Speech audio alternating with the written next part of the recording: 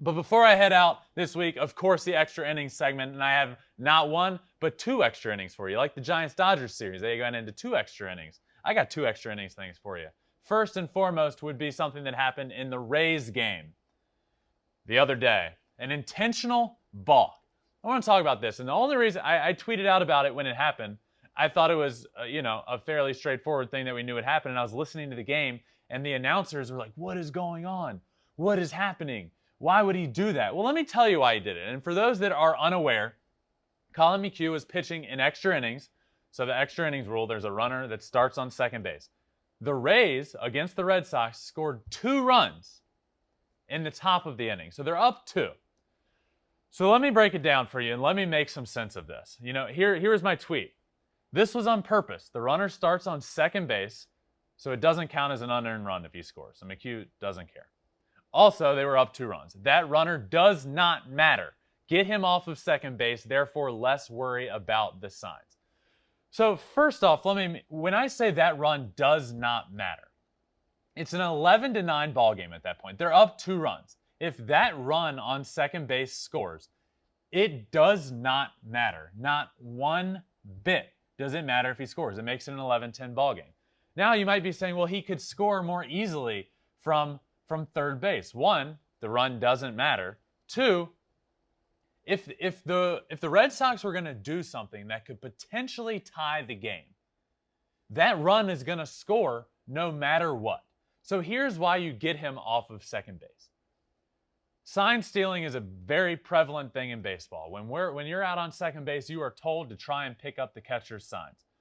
The runner is causing more problems out on second base than he causes on third base. Get him off.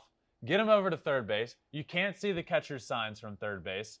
You can't relay the signs from third base. Just get him over there. Another thing that's important to note here is that Colin McHugh likes to pitch out of the windup. So the second that runner moves from second to third, he can go back out of the windup.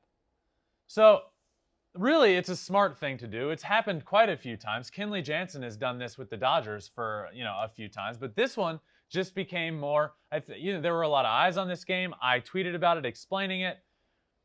The sole reason is because it doesn't matter. Now, let me state, if that runner on second base mattered for Colin McHugh's earned run average, you best believe he wouldn't be moving him over to third base. But because it doesn't count as an earned run, because he starts the inning out there, because of this extra inning rule, just move him over to third. It doesn't matter. That's why he did it. And that's why you do it in a nutshell. Get him off second base. You can pitch from the windup, and there's no fear of stealing signs. If he relays a sign to the batter, and the batter picks it up and hits a homer, it's worst case scenario. So move him over, and that's what happened on, I believe it was Sunday, or Monday, in the Rays game. The last extra inning, if you will, Marcus Stroman.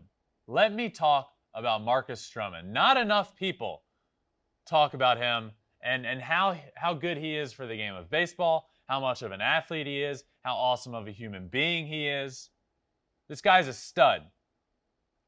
There aren't pitchers making plays that Marcus Stroman is out there making. Making Derek Jeter-like plays off of the mound.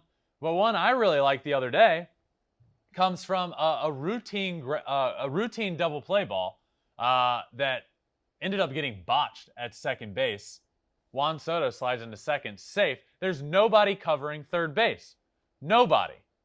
Marcus Stroman, the pitcher, goes sprinting over to third base, catches it on the run, slides in and tags him. This doesn't happen.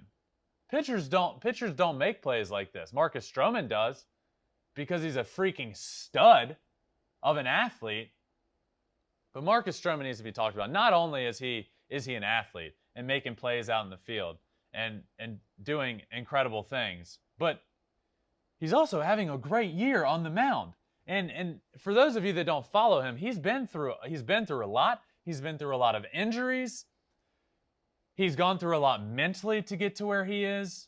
He's changed the game mentally. He's slowed down the game mentally. He's able to separate his mind from his body, which he talks about. This guy's a stud. And if you aren't watching Marcus Stroman start every fifth day, you're doing yourself a disservice, because he's going to throw great and he's going to make plays that you haven't seen done before. and he certainly did that this past week. He threw great, and he made an exceptional play that you just don't see pitchers ever making. So shout out to Marcus Stroman for being a stud. Thanks for watching. If you love flipping bats, swinging 3-0, or just talking ball, join us. Call us at 213-537-9339 with your questions. We have a weekly guest, and we have a lot of fun, so hit that subscribe button.